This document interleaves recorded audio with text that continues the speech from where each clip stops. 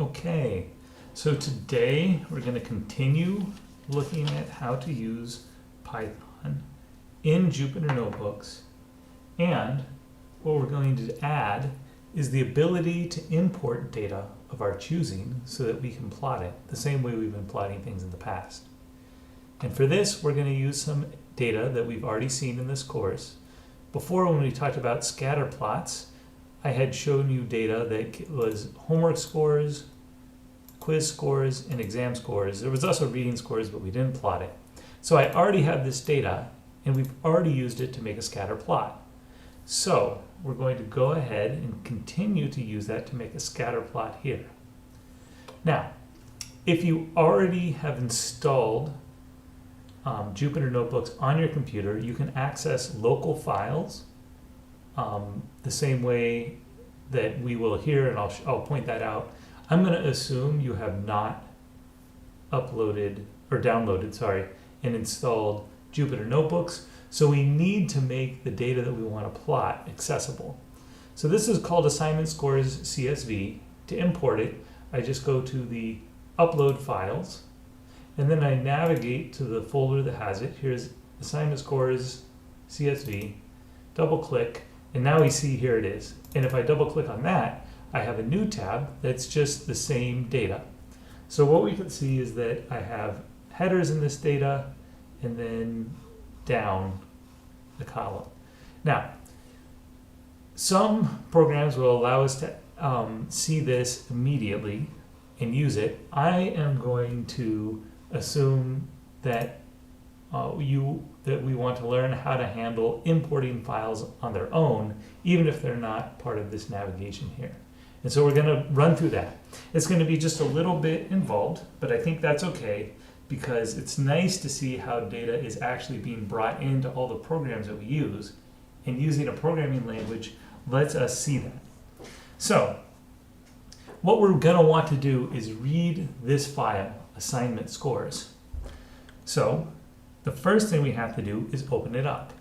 So we'll just say with open. We don't need with, but with is a nice thing to use because when we're done, it'll automatically close this file for us.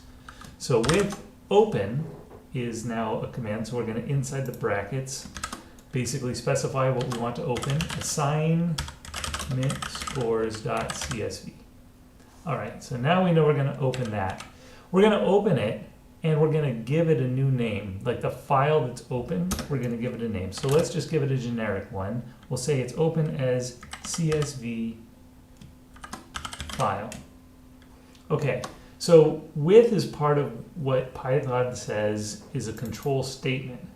And what it means is that we expect something to happen until some conditions are met. Right now it's going to be until this is no longer open. But because it's a control statement, we have to end the line with a colon. If you don't, you'll get an error. Then when I hit return, you'll notice that my cursor has automatically indented. So the way that Python recognizes that we're within a control structure is to indent the lines underneath it. The same degree of indentation means we're at the same level. Okay, we have a CSV file and we'd like to read it.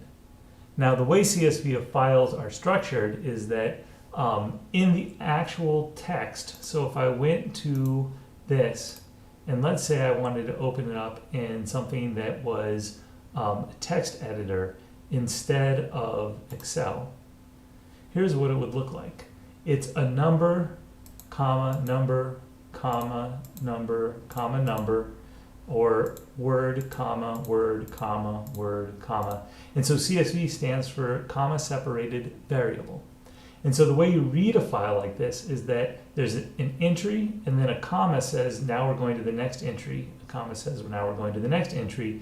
And then a return means we go to the next row. So we have a series of rows where the values are separated by commas, comma separated values.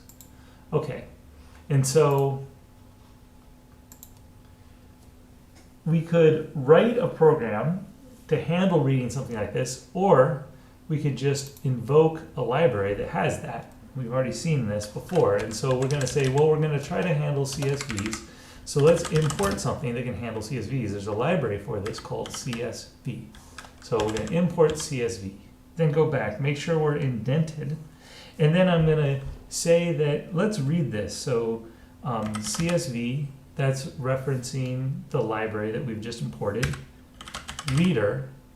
And then I'm going to tell it to read CSV file. So now I have a reader that's going to read the file that we've imported and named this. The last step is to, let's assume that I'm going to want to take what I've read and refer to it later. So let's just give it a variable name, read. So CSV read. So now CSV read is the results of reading this file. Great.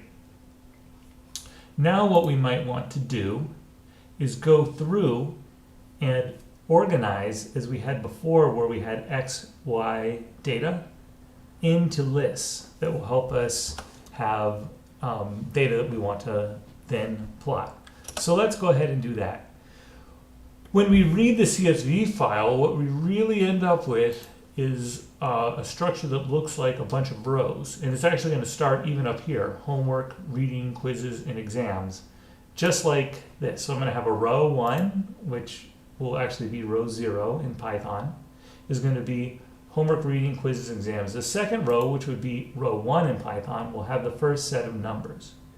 And so what we want to do is collect all the numbers here, right, into one column that's going to be homework. All the next set of numbers into the ones that are reading. Essentially, I would like a list that contains these numbers, another list that contains these numbers, another list that contains these numbers, and so on. Okay, so let's go ahead and figure out how we're going to do that. Go back here. What we would like to do then is basically, for each row that we have already, each row that goes across here, I just want to take the first value, the second value, the third value, fourth value, and assign them to different lists. And so first, let's make the lists. So the first list of interest is, well, let's look at what the ordering is here. Homework, readings, quizzes, exams. Let's just write them out in order. So how about homework equals a blank list. So these brackets, open and close, means blank list. Reading, quizzes, and exam. Okay, well, exam. Now let's do exam. Okay, so now we have 4 new variables, which are empty lists. There's nothing there yet.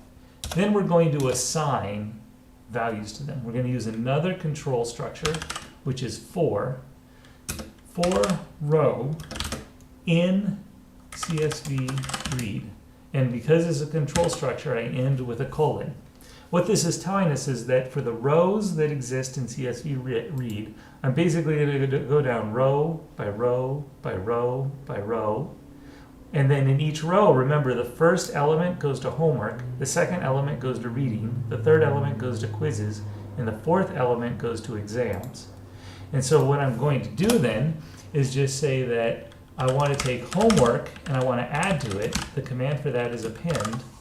And I'm going to append the CSV, the row, the first position in the row, which is an index of 0. So that's going to add to the list that I have, the value that's here. And then when I go to the next row, it'll add this value, and then this value, and then this value. And so I'm going to basically repeat that for each one of these. So it's going to be reading dot append row. Now I need the second position, which means 1. I need quizzes dot append row 2, and then I need exam dot append row 3, and that gives me the 4th position. At this point, I'm done, right? I will have assigned everything I need to assign to these things. And let's have a look at it. So what I could do then is my control structure is done, so I need to undo the indent all the way back. We're done assigning these things. And I could say print homework. and then I can see what this looks like. So let's just go ahead and run. And this is what we end up with afterwards. So now I have a list: homework, number, number, number, number, number. But one thing that's kind of interesting about this is that even though I have this list, right, I have quotation marks around homework, meaning this is a string, and quotation marks around 97.5, which also means it's a string. But I don't want it to be a string. I want it to be a float. And the thing we might attempt to do then is just make the row a float. And we'll give this a try. We'll get an error, and we'll talk about why that is, and then we'll fix that, and then we will have our data in. Again, there are other ways to do this. We're sort of doing this in the most, not the most laborious, but definitely we're doing it in not the fewest lines of code, because I want to show you what's going on. We're missing one parentheses here. Okay, and one up here. Okay, good. So let's try to run this. And what it says is that it could not convert string to float homework. So it's saying at some point in time it encountered the word homework, and I told it to try to make it a float, but it's not, it can't be a number. And the reason is that in the very first row, which would be row 0, I run into these words first. So when I'm going through the red CSV file, what I'd really like to do is skip the very first one of these. And an easy way to do that is just to make something that says, like, how about row count equals 0. Then down here, what I do is I say row count equals row count plus 1. Okay, so what we did is we're going to start at 0, and every time we go to a new row, we add 1. So this is essentially just keeping track of the index we're on as we move down here. Row count will be 0 when we're on this row. Row count will be 1 when we're on this row. Row count will be 2 when we're on this row. Row count will be 3 when we're on this row, and so on. What we want to do then is skip the first row. So the easiest way to do that is, let's just check and make sure we're not in that very first row where the row count is 0. And for this we use if as one way to do this. I could say if row count does not equal 0, that's a control statement. So here is a colon, and I need to indent everything here. Now what's going to happen is let me just make a little space for us here, just to maybe make it a little easier to see. It's okay, it would have run without it, but I'm just trying to show us what's going on. We started a count to see what row we're on. Then we're going to go row by row through this file. We're going to check to see if we're at the very first row. If we are, we don't do this, right? Because this says we're going to do this only if the row count is not equal to 0. So if the row count is equal to 0, we just skip past this part and we just add 1, and then we go to the next row. Now when we read through this in our next row, we're no longer at row 0, we're at row 1. And so we can add this in. And because of that, we will have skipped past the only line that had letters, and we're now down here where everything can become a float. And so let's run this again and see what happens. Now you can see homework is a list of actual numbers. They don't have the quotation marks on either side indicating that it's a string. These are actual floats. And I would expect the same to be true for homework, quizzes, reading, and exams. So now we're in a position where we could plot this. And we already know how to plot, right? And so the simple way would be to do plt scatter, and then how about exam on the x and homework on the y. Now I can't quite run this yet because we have a new sheet and I haven't imported matplotlib yet. So let's do that the same way we did last time. Import matplotlib.pyplot as PLT. And now it'll recognize this PLT that I've used here. And then I need to show this. PLT show. All right. And now I have a plot like this. So there's a few things that I could choose to do here if I wanted. I could try to adjust things like the color, right? So color equals, let's use green this time. If I run this again, there's green.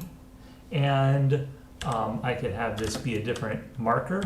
Marker could equal square. Could equal square, not squire, square. All right. And now when I run this again, actually marker equals S for square. When I run this again, now I have square markers. So some ability to change what's going on, but maybe we would like more control. We can exercise some control here, but I'm going to show you a new way to make plots that might make it a little bit easier for you. Now you can always search how to control things using the structure we already made, but I generally use this structure if I just want a real quick dirty plot and I'm not worried about formatting it. If I do want to format it, there's a different way. So what I'm going to do is I'm going to work in a different cell. One thing you may have noticed is like it takes a little longer right now when I hit this to get the answer. And that's in part because I'm reading this file every time and running through this parsing of the file every time. But that's already saved in this particular sheet, this whole like what we're going to call a notebook. And so the next cell already is aware of what homework, reading, quizzes, and exams are. So I could just, if I wanted to, let's just repeat the same thing for just a second. Plot, scatter. Well, actually, let's even just do plot, which is going to be the line plot. And this is going to be exams and homework. And then I can have PLT show.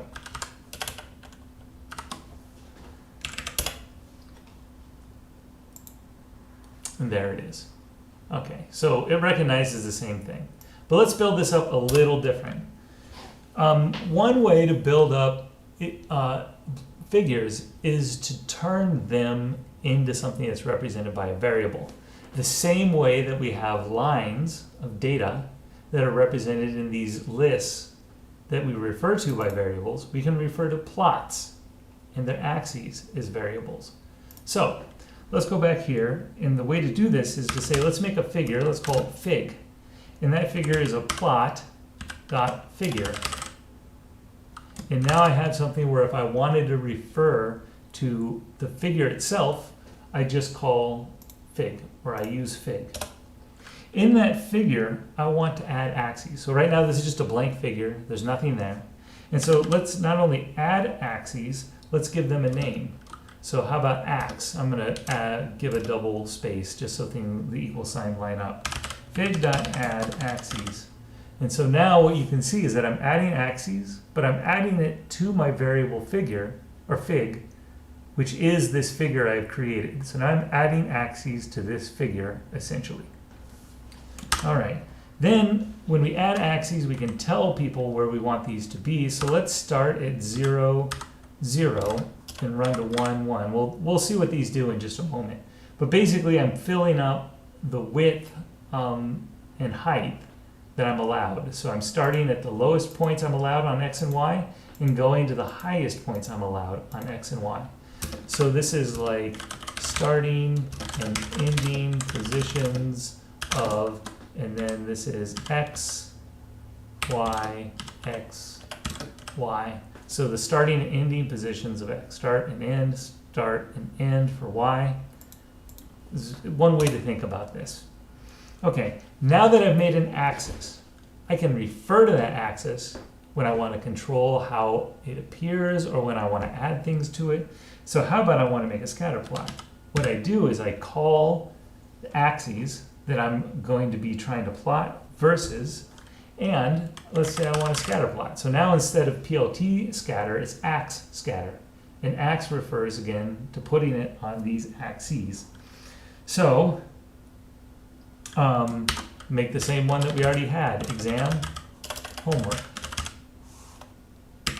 Good. And then, same as always, it's PLT. I want to show what I've made.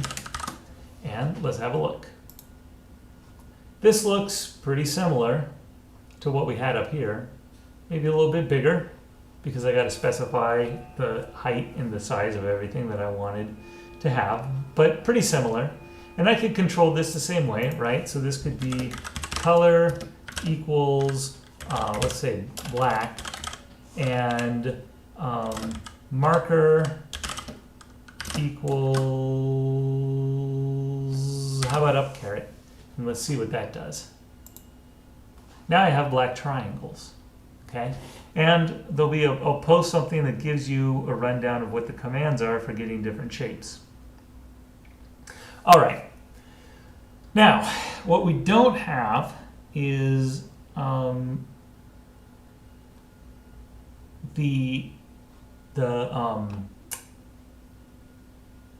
like labels. So let's go ahead and add labels. And so the way to add these in is to call the axes, again, referring to the axes I've made, and then say set X label. And now I can call this exam. And now I have a label here. Same thing for the Y, if I wanted ax.set y. So you'll notice these are slightly different commands because I'm now referring to the variable that are the axes, homework. And probably I should call these scores and things like that. Now, what if I wanted to adjust something like the color of the lines of the axes? One way to do that would be to say ax.spines, and then the spines are basically like these lines that exist. And we need to specify which one we're talking about. So how about the bottom one? And then I want to set color, and now I can change this color to red. Let's see what happens. Now the bottom line is red. If I wanted the tick marks to match, what I could say is ax tick params axis. We only want the x one to be changed, and we would like the color to be red.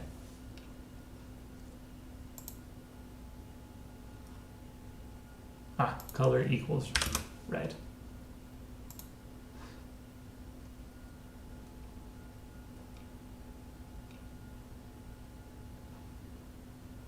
Axis is X. Singular axis. There we go. So, okay, so now I have things that match.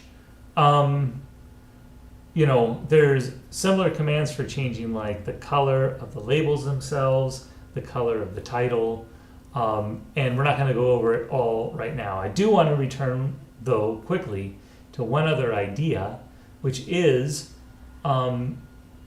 this idea of adding axes, and what do these numbers mean? So what happens if I change this to 0.5 and hit go? You'll see it made it narrower, so it basically made it half the width because it runs from still 0 on the x, that's our first number, to the second x value, which is half the width.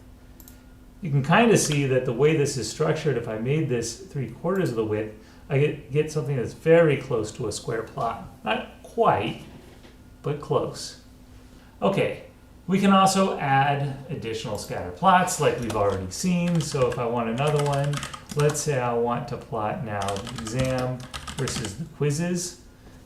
That'll just get added. Not bad.